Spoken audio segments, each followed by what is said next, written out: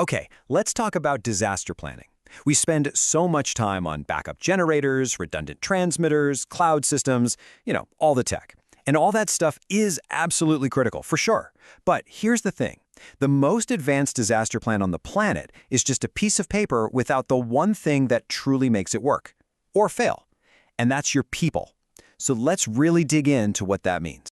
All right, just to give you a little context here, this is part 9 of our 10-part series. We're breaking down a really detailed guide from Virtualization Options LLC on disaster planning for broadcast stations. Today, we are zeroing in on Chapter 9, which is all about the human side of the equation. Staff training, communication, all those emergency protocols. I mean, really think about this for a second. Your equipment probably has a backup plan, right? You've got a failover for your transmitter, a UPS for the audio console. But what about your team? What's the failover plan when your key engineer isn't answering their phone? Or when your on-air talent is staring down a crisis they've never seen before? That's the gap we're talking about today. It's a big one.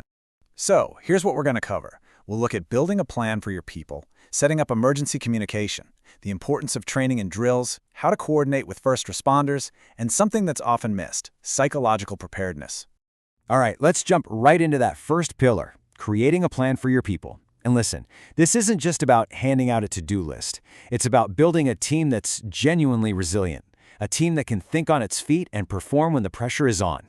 The guide we're drawing from makes this crystal clear. A plan is totally useless until it's brought to life by people who know it backwards and forwards.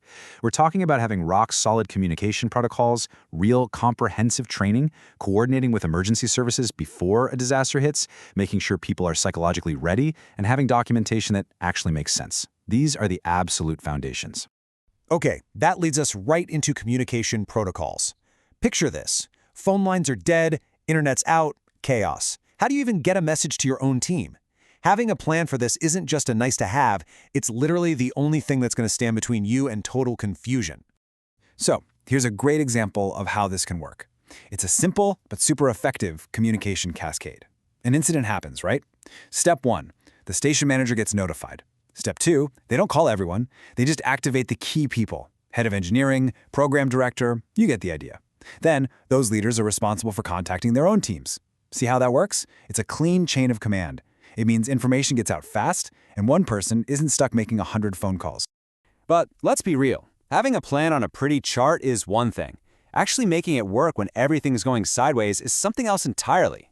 And that's exactly why training and drills are so important. It's all about building that crucial muscle memory. And here's the key takeaway, something you've probably heard before, but it's so true. In a crisis, you don't rise to the occasion. You sink to the level of your training. The whole point of drills is to make the right response feel automatic. It has to be an instinct, not a guess. And training isn't just a one-size-fits-all thing. It's got layers. You can do tabletop exercises where you just talk through different what-if scenarios. Then you've got specific skills training, like for real. Does everyone who might need to fire up the generator actually know how to do it? You can go bigger with full-scale drills that simulate a real disaster. And this one is huge. Cross-training your staff so you're not sunk if one key person is unavailable. All right, let's shift gears and talk about the folks outside your station walls. I'm talking about first responders. Your station is a vital part of the community safety net, which means you have to be in lockstep with these teams. This cannot, and I mean cannot, be an afterthought. There's this fantastic quote from a station manager that just says it all. The time to exchange business cards with your fire chief is not during the fire, right? It's perfect. You have to build these relationships during the calm, during peacetime. When they know you, when they know what your station can do for them, you become a powerful asset, not just another headache they have to manage in a crisis. Okay, this next part is something that gets overlooked way too often, but it's so important. It's the psychological side of things, the mental and emotional stress of a disaster. Look, you can have the best plan in the world, the shiniest new gear, but if your people aren't mentally prepared for the chaos, that beautiful plan can completely fall apart. And the difference it makes is just night and day. On one side, you have a stressed, reactive team. What does that get you? Confusion, panic, and really bad mistakes. But on the other side, you have a prepared, resilient team. They've talked about the stress. They've mentally rehearsed. And what do you get? Clarity, focus, decisive action. It's about learning to manage that adrenaline and fear so you can actually do what you trained to do. So at the end of the day, all of these human elements, the communication, the training, the coordination, the mental prep, they all feed right back into your main disaster plan. And that plan cannot be some dusty binder sitting on a shelf. It has to be a living, breathing document. It has to be part of your station's culture, something that's constantly being looked at, practiced, and made better by the very people whose lives might depend on it. So I'm going to leave you with this one question to really chew on.